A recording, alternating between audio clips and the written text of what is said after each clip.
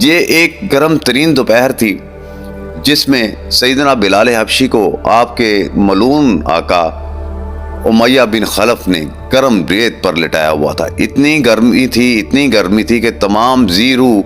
اپنے گھروں میں گھسے ہوئے تھے اور صحرائی لو چل رہی تھی۔ تو ایک صحرائی علاقے میں جب گرمی اپنے عروج پہ ہو اور دوپہر کا وقت ہو تو صحرائی لوگوں سے یا کم از کم ہم لوگ اگر صحراؤں سے گزرے ہوں تو ہمیں بھی اندازہ ہوگا کہ انتہائی گرم ترین دوزخ نما ماحول ہوتا ہے اور وہاں پہ کھڑا ہونا مشکل ہوتا ہے بغیر صاحبان کے جب کسی کو ریت پہ لٹا دیا جائے، گرم ریت پر اس کے سینے پہ بھاری پتھر رکھ دیا جائے، اس کے جسم کے اوپر انگارے ڈال دیے جائیں اور ساتھ میں وہ ظالم امیہ بن خلف کوڑا لے کر آپ کے اوپر برسا رہا ہے اور آپ کو کہہ رہا ہے کہ میرے لات منات عزا اور حبل کو مان لو، تو آپ کے منہ سے ایک ہی بات نکل رہی ہے، احد احد احد۔ حضور صلی اللہ علیہ وآلہ وسلم کا ہمراہ ابو بکر صدیق رضی اللہ تعالیٰ عنہ گزر ہوتا ہے، آپ کی طرف دیکھتے ہیں تو آپ بہت غم زدہ ہوتے ہیں اور آپ بلال سے فرماتے ہیں بلال صبر کرو، اللہ تمہاری نجات کا کوئی سامان کرے گا، اور بہت ہی غمگین ہوتے ہیں۔ آپ کو صدیق اکبر جب غمگین دیکھتے ہیں تو محبت مصطفیٰ صلی اللہ علیہ وآلہ وسلم میں فوراً ایک فیصلہ دل میں لیتے ہیں۔ جناب کی خدمت سے جب وہ نکلتے ہیں اجازت دے کر تو فوراً گھر پہنچتے ہیں، ایک بہت ہی قیمتی چادر ساتھ لیتے ہیں، ساتھ میں روایتاً بیان کر دیتا ہوں کہ 100 اوقیہ سونا بھی ساتھ لیتے ہیں، اور اس کے بعد آپ امیہ بن خلف کے پاس جا پہنچتے ہیں اور اسے کہتے ہیں کہ تم اس غلام کے کتنے دام لوگے۔ امیہ بن خلف بہت گھاگ آدمی تھا اور بہت ہی کاروباری قسم کا اور کمینہ خصلت آدمی تھا اور انتہائی لالچی تھا۔ اسے اس بات کا اندازہ تھا کہ بلال میرے لیے تو بالکل ایک چاندی کے سکے کے برابر نہیں ہے، لیکن سیدنا ابو بکر کے لیے اس کی کیا اہمیت ہے وہ یہ چیز بھانپ چکا تھا۔ تو اس نے آپ کو اس حوالے سے جو دام بتائے وہ میں بڑی معذرت سے کہتا ہوں کہ جسمانی لحاظ سے اگر ہم سیدنا بلال حبشی کا ذکر کریں تو جسمانی لحاظ سے بہت ہی کم قیمت کے غلام تھے، بہت ہی کم قیمت کے، کیونکہ حبشی غلام تھے اور حبشیوں کے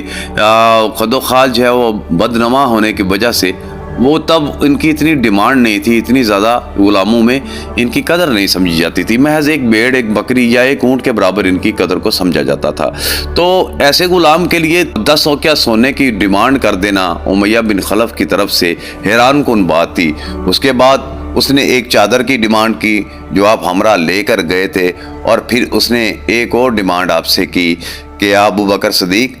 تمہارے پاس ایک رومی غلام ہے،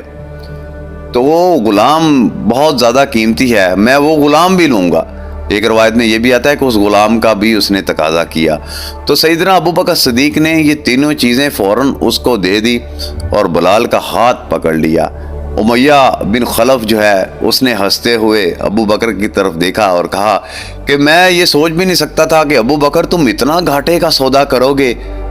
تو ابو بکر صدیق نے اسے جواب دیا تو کہ تمہیں معلوم نہیں ہے، اگر تمہیں اس کی قیمت مجھ سے اس سے کئی گنا زیادہ بھی مانگتے، 100 اوقیہ سونا بھی مانگتے تو میں وہ بھی تجھے دے دیتا۔ اور یہ سچ تھا کہ آپ اپنے ہمراہ 100 اوقیہ سونا لے کر گئے تھے اور آپ ہر قیمت پر بلال حبشی رضی اللہ تعالیٰ عنہ کو آزاد کروانا چاہتے تھے۔ جب بلال حبشی رضی اللہ تعالیٰ عنہ کو آپ نے آزاد کروا لیا تو لے کے سرکار محمد مصطفیٰ صلی اللہ علیہ وسلم کی بارگاہ میں پہنچتے ہیں اور سیدنا محمد مصطفیٰ صلی اللہ علیہ وآلہ وسلم کی خوشی کا کوئی ٹھکانہ ہی نہیں رہتا کہ آپ تو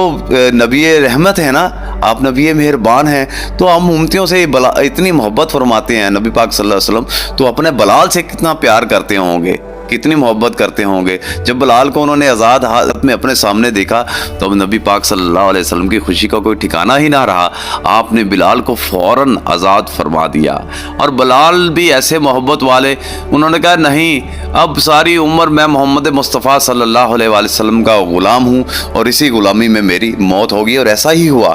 آپ کی اسی غلامی میں ہی تو موت ہوئی،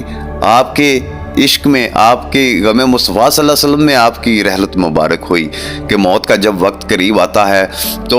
بڑی خوبی کے ساتھ غسل فرماتے ہیں، آنکھوں میں سرما لگاتے ہیں، نیا لباس سلوا کر پہنتے ہیں، بالوں میں کنگھی کرتے ہیں اور خوب بن ٹھن کر تیار ہو جاتے ہیں۔ لوگ حیرت سے پوچھتے ہیں یا موزن رسول صلی اللہ علیہ وآلہ وسلم کیا ماجرا ہے؟ آج بڑے تیار ہوئے ہو، آپ تو بڑے سادہ رہتے تھے، کبھی آپ نے خود پر دھیان ہی نہیں دیا تھا، آپ تو بوریا نشین آدمی تھے، آج کیا معاملہ آن پڑا؟ تو سیدنا بلال حبشی جانتے تھے کہ ان کا وقت رحلت آ چکا ہے، تو مسکرا کے کہتے ہیں کہ اب حضرت محمد صلی اللہ علیہ وآلہ وسلم سے ملاقات کا وقت ہو گیا ہے۔